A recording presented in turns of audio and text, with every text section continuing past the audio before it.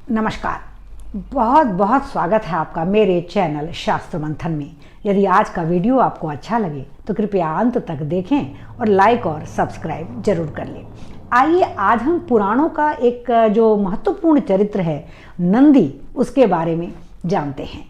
नंदी, जिन्हें शिव का प्रधान गण कहा जाता है, नंदी जो पुरुषार्थ, बुद्धिमत्ता और कर्मठता के प्रतीक कहे जाते हैं, नंदी जो शक्ति संपन्नता और ज्ञान और बुद्धि के प्रतीक होने के साथ साथ शिव के अंशावतार भी कहे जाते हैं। जहाँ कहीं भी शिवाला या विशाल शिव मंदिर होता है तो उसके प्रांगण में शिव की ओर मुख करके नंदी की प्रतिमा हमें अवश्य दिख जाती है। कहते हैं कि जहाँ जहाँ शिवलिंग होगा वहाँ उसकी ओर दृष्टि डालते हुए नंदी की प्रतिमा भी अवश्य होगी, क्योंकि नंदी शिव के सभी गणों में प्रमुख माने गए हैं। उन्हीं नंदी के बारे में विभिन्न पुराणों में कई कथाएं आती हैं, परंतु नंदी को विस्तार से जानना है तो लिंग पुराण का अध्ययन इस दृष्टिकोण से बहुत महत्वपूर्ण है।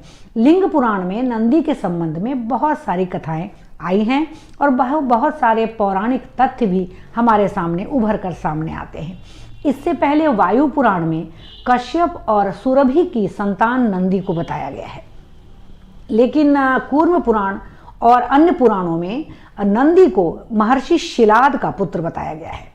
और लिंग पुराण तो विशिष्ट कथा के साथ उपस्थित होता है कि शिलाद नामक ऋषि की जब बहुत वर्षों तक कोई संतान नहीं हुई तो उन्होंने इंद्रदेव की प्रार्थना की और उनसे यह वरदान मांगा कि मुझे ऐसा पुत्र दीजिए जो स्वयंभू हो, किसी गर्भ से उत्पन्न ना हुआ हो और साथ ही साथ वह दीर्घायु हो, उसकी कभी मृत्यु ही ना हो। इंद्र ने कहा कि मैं ऐसा वरदान देने में असमर्थ हूँ, एकमात्र शिव ही हैं, यदि उनकी पूजा अर्चना कीजिए तो हो सकता है कि वह यह वरदान दे दे। शिलाद मुनि ने वर्षों तक शिव की तपस्या की और शिव के आशीर्वाद से एक यज्ञ उन्होंने किया और उस यज्ञ से एक दिव्य शिशु उत्पन्न हुआ। उसकी सुंदरता देखकर उसका नाम रखा शिलाद ने नंदी, अर्थात प्रसन्नता प्रदान करने वाला बालक। नंदी धीरे धीरे बड़ा होने लगा और जब वो 7 वर्ष का था उस दौरान उसके शिलाद के आश्रम में 2 ऋषि आए जिनका नाम मित्र और वरुण था। उन दोनों संतों की सेवा पिता पुत्र ने की, लेकिन जब वो संत आश्रम से जाने लगे तो उन्होंने महर्षि शिलाद को तो दीर्घायु होने का आशीर्वाद दिया, लेकिन नंदी को नहीं दिया। बहुत दुखी हुए शिलाद जब कारण पूछा तो उन्होंने कहा कि नंदी की आयु बस 1 वर्ष और शेष है, 8 वर्ष में इसकी मृत्यु हो जाएगी। शिलाद के दुख का ठिकाना न रहा। उसने जब नंदी से इस बात की चर्चा की तो नंदी ने कहा कि जिस शिव के आशीर्वाद से मैं पैदा हुआ हूँ उन्हीं की तपस्या से मैं दीर्घायुत्व भी प्राप्त करूँगा। वर्षों घनघोर तपस्या की शिव और पार्वती प्रसन्न हुए और नंदी को अपना अंशावतार बताते हुए दीर्घायु होने का वरदान दिया और उसके शरीर को वृषभ के रूप में बदल दिया, क्योंकि मनुष्य रूप में तो ऐसा कोई भी व्यक्ति नहीं है जिसका जन्म गर्भ से ना हुआ हो और जो सदा अमर रहे। तो वृषभ रूप में नंदी शिव के प्रमुख द्वारपाल के रूप में स्थापित हुए और सदा सर्वदा शिव ने उन्हें अपने साथ ही रहने का और रखने का वरदान भी दिया। नंदी इसी कारण से जहाँ जहाँ शिव की प्रतिमा होती है आज भी विराजमान है। कहते हैं कि जो सिद्ध हिंदू धर्म में 18 सिद्ध माने गए हैं उसमें से एक नंदी भी हैं। उसमें से एक, जैसे हनुमान जी को हम मानते हैं, तो एक नंदी को भी सिद्ध कहा गया है। शिव और पार्वती की कृपा से जो मरुददेव हैं, मरुददेव की पुत्री सुयसा से नंदी का विवाह हुआ और कहते हैं कि इसमें माँ सरस्वती सुयसा की सखी बनी और ब्रह्मा बने प्रधान पंडित।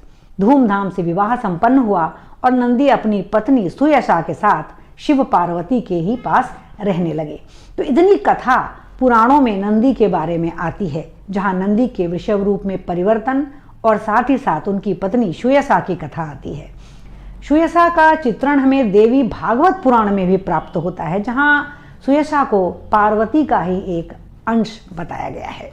तो इस प्रकार भगवान नंदी, जो भगवान शिव के अनुचर हैं, शिव के प्रधान गण हैं, प्रधान 18 सिद्ध पुरुषों में से एक हैं, वृषभ रूपधारी हैं और अपनी जितनी भी उनकी संवेदनाएं हैं शिव को समर्पित है।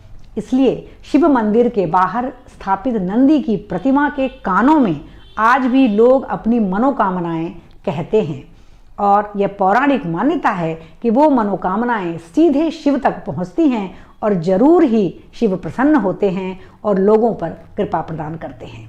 तो ये है पौराणिक में, कथाओं में और पुराणों में वर्णित नंदी देव की कथा। यदि आपको अच्छी लगे तो कृपया लाइक और सब्सक्राइब जरूर कर लें। बहुत बहुत धन्यवाद।